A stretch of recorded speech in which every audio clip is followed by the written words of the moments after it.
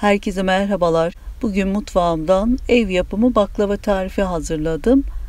Kolay açılan hamuruyla bu nefis baklava tarifimi kesinlikle denemenizi öneriyorum. Bütün detaylarıyla hazırladığım ev baklavasını kolaylıkla yapabilirsiniz. Baklava tarifimin malzeme listesini açıklamalar kısmına yazıyorum ve tarifimizin yapımına geçiyorum. Baklavanın önce şerbetini hazırlıyorum.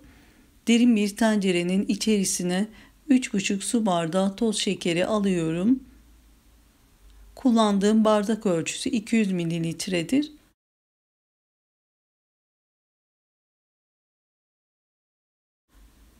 Üzerine 4 su bardağı su ekliyorum.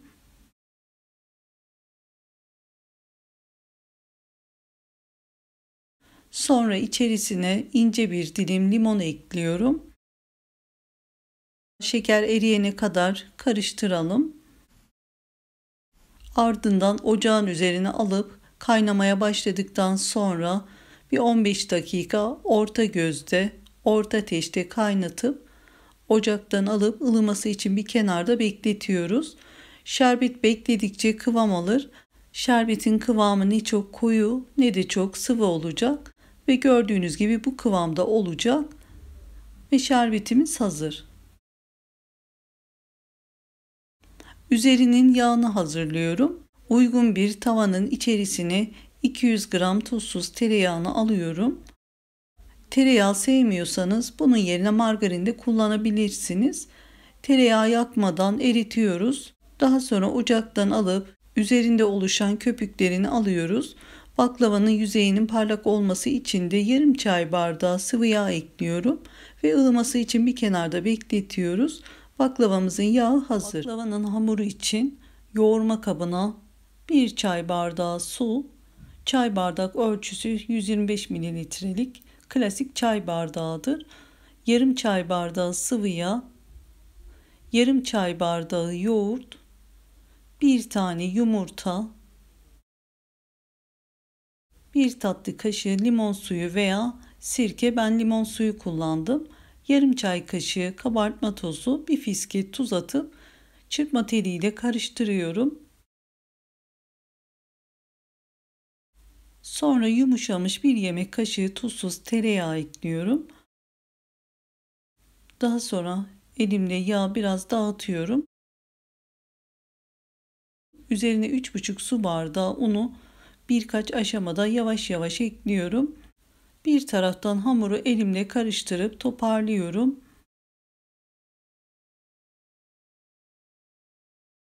Hamuru güzelce toparladıktan sonra yaklaşık 3-4 dakika katlama ve yumruklama yöntemiyle güzelce yoğuruyorum.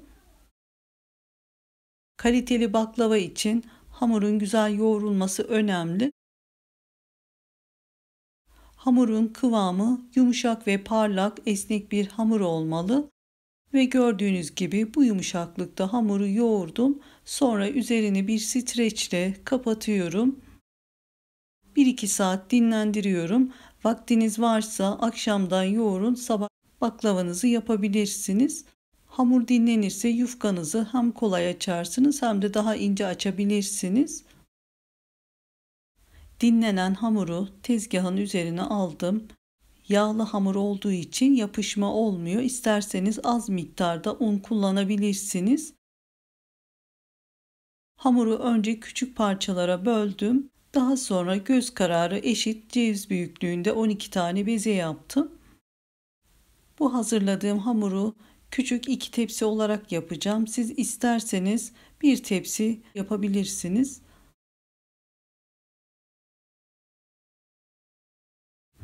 Bezeleri un serptiğim tepsiye aralıklı yerleştirdim. Sonra üzerine bir streçle veya buzdolabı poşetiyle kapatıyorum. Yaklaşık bir 10 dakika dinlendiriyorum.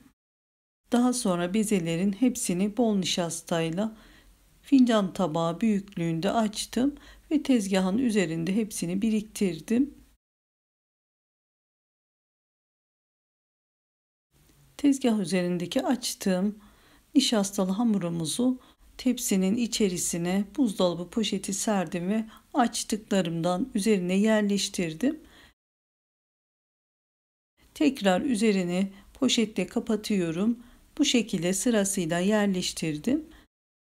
Üzerine tekrar poşetle kapatıp 1 saat dinlendiriyorum. Dinlendirdikten sonra yufkayı açma kısmına geçiyorum. Bol miktarda tezgahın üzerine ve hamurun üzerine bolca nişasta serpiyoruz. Hamurunuzu açarken nişastanın hamuru kurutmaması için ve kolay açabilmeniz için mutfağın camını ve kapısını kapalı tutarsanız kolay açarsınız. Önce hamuru genişletiyorum. Daha sonra oklavaya sarıp ortasına fazla elimizi bastırmadan yan kısımları hafif bastırarak yufkayı açabildiğimiz kadar açıyoruz. Ne kadar ince açabilirseniz o kadar baklavanız güzel olur. Yufkayı açarken her zaman yufkanın ön kısmından sarıyorum. Sol kısma bırakıyoruz. Bu şekilde çevire çevire yufkanın yuvarlak ve eşit incelikte açılmasını sağlıyorum.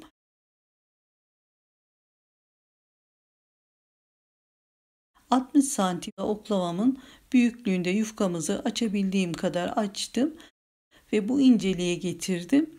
Kenarlarında kalınlık varsa gerek duyarsanız kenardaki kalınlıklarda bir bıçak yardımıyla kesebilirsiniz. Bir bıçakla veya bir ruletle ortadan ikiye kesiyorum. İkiye kestiğim yufkayı yuvarlak kısımdan tam ortasından düz kısma doğru büzüyorum. İki uç kenarları ortada birleştiriyorum. Uçları üst üste getiriyoruz.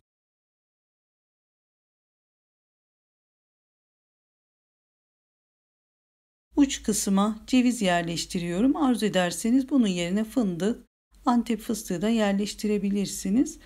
Cevizin üzerine kapatıp 2-3 parmak kalana kadar hafif dokunarak sarıyorum. Kalan uç kısmı sardığım kısmın üzerine bu şekilde kapatıyorum ve baklavamızın bu güzel şeklini veriyorum.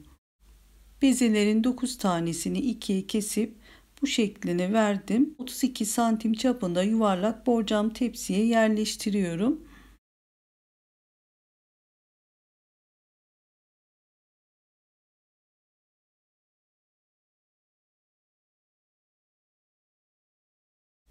Kalan 3 tane bezeyi de yufkalarımı açtıktan sonra 4'e böldüm.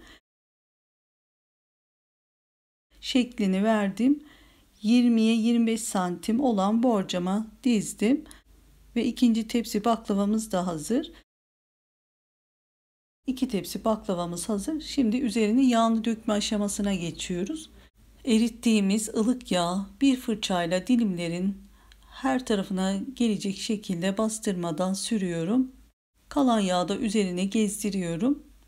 Önceden ısınan 180 derece alt üst ayar fırında altı üzeri kızarana kadar pişiriyorum.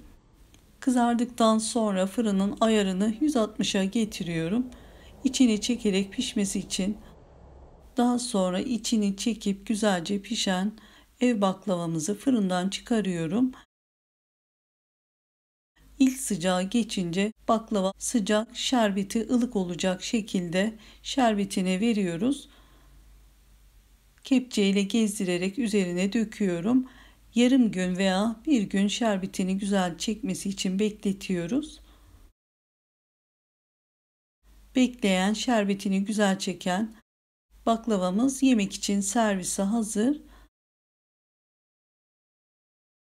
Dokusunu görmeniz için içerisinden bir tane alıyorum. Gördüğünüz gibi çok güzel kızarmış. Şerbetini de gayet güzel çekmiş. Ve bir bıçakla bölüyorum.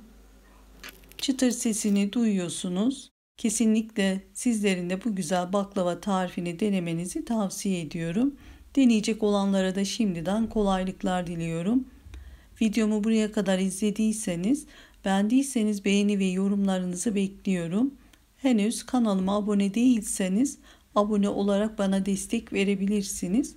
Videomu izleyen herkese çok teşekkür ediyorum. Başka tariflerde görüşmek üzere. Hoşça kalın, sevgiyle kalın. Allah'a emanet olun.